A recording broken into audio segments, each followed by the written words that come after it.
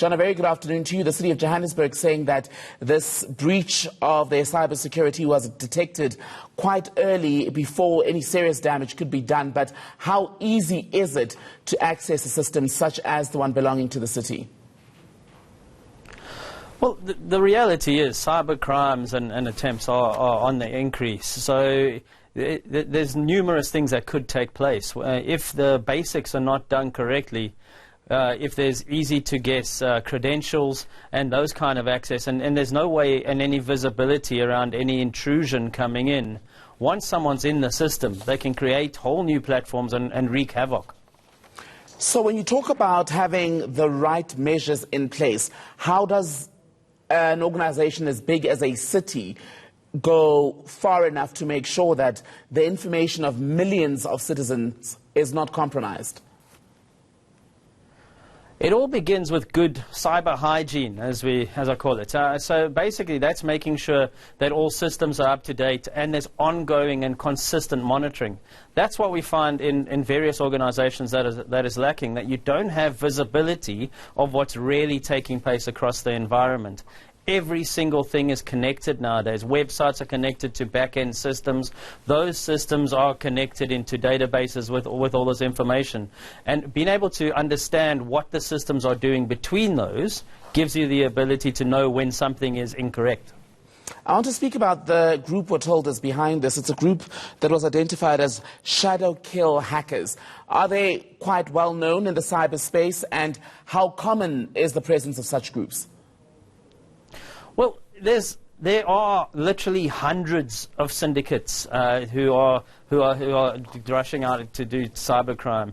Cybercrime is a multi-billion-dollar-a-year business. So more and more resources are put into these, and these kind of syndicates are definitely being put together. They're all over the place. They come from all over the world. People collaborate. These are professional organizations that go to work every day in an attempt to break into systems. Would I be right, John, in saying that there isn't a system currently that is completely hack-proof, if you will?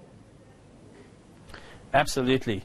Without continuous monitoring, without that visibility, everything will become vulnerable at some point. It's about having the capability to respond before any damage is done. Knowing that someone's in your system is the most important step. We have to assume compromise. At some point, a layer will fail, and if you don't have the correct defense in depth, looking at all the various systems that interact with each other, you could be in trouble. I'm thinking of the sort of cyber hygiene that we have to practice with our cell phones, for instance, where you have to update the software quite often at a certain interval. Does that have to be done more frequently for a city, a business, and the like? It all comes down to what the systems are that they're running. As long as something has can be accessible from outside of the organization, no matter how large, that's one of the things. Whether they're a large municipality, a city, or a business, even an SME.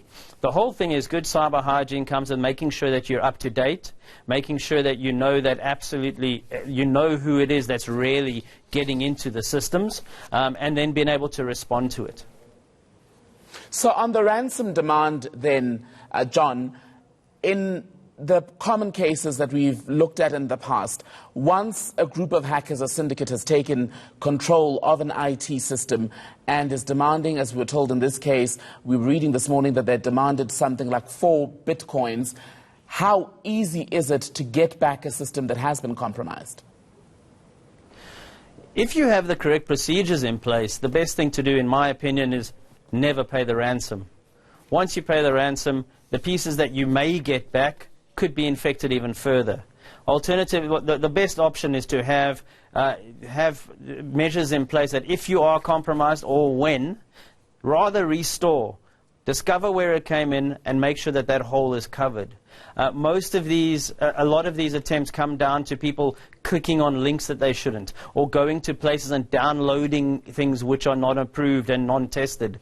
If we just do the right things, it makes it far more difficult. John McLaughlin speaking to us from our Cape Town studios this afternoon. Thank you.